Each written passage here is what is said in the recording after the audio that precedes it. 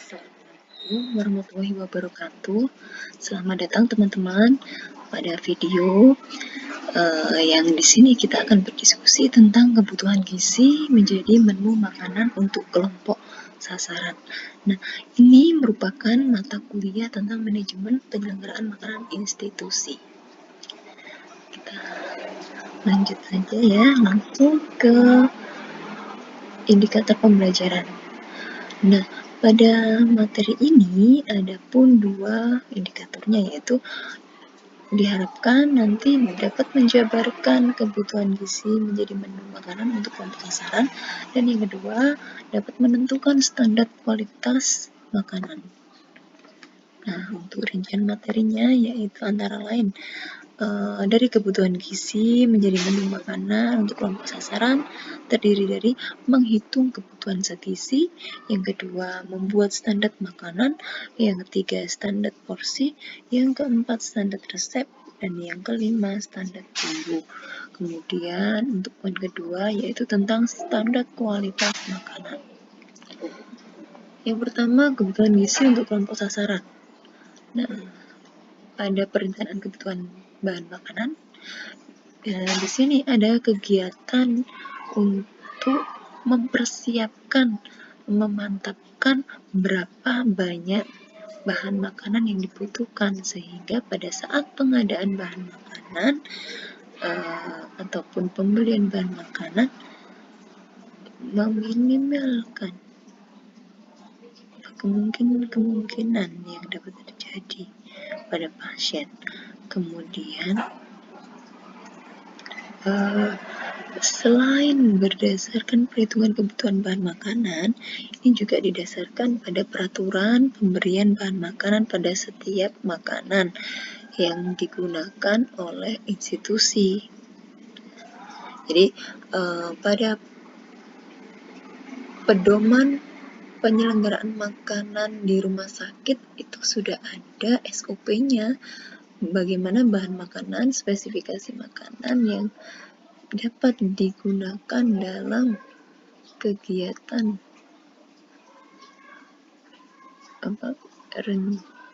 pembelajaran yang menggunakan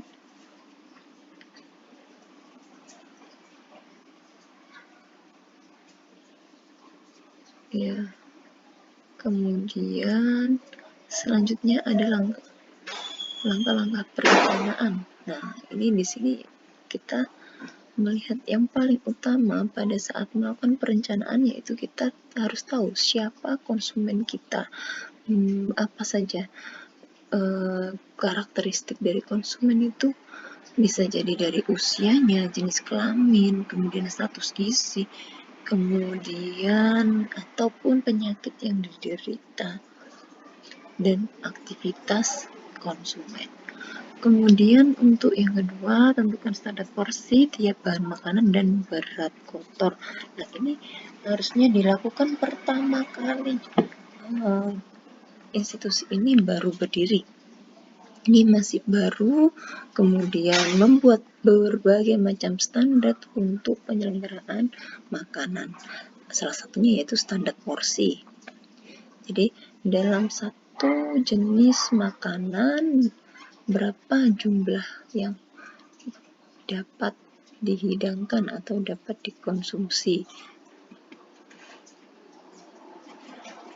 Kemudian hitung frekuensi pemakaian bahan makanan setiap siklus. Nah, ini untuk bahan makanan yang awet atau dapat disimpan, biasanya pembelanjaannya anggarannya efisiensi waktu, yaitu dalam satu siklus menu. Nah, satu siklus menu ini bermacam-macam, ada yang 4 hari, ada 5 hari, ada yang 6 hari, ada yang 7 hari, ada yang 10 hari. Nah, ini sekaligus dalam waktu sekaligus bisa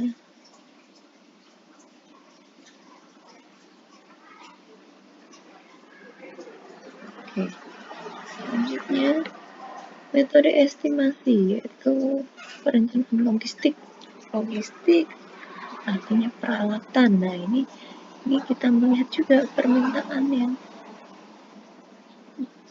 diterima ini apa saja, kemudian ini perlu digunakan, nah itu akan diturunkan sebagai menu makanan institusi.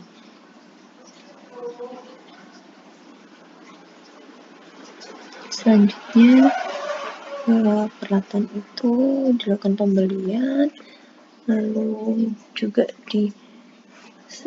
tidak semua yang dibeli itu harus dipakai, namun kita harus ada cadangan peralatan yang sama.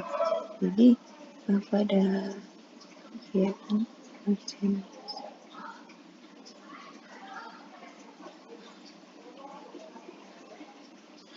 selanjutnya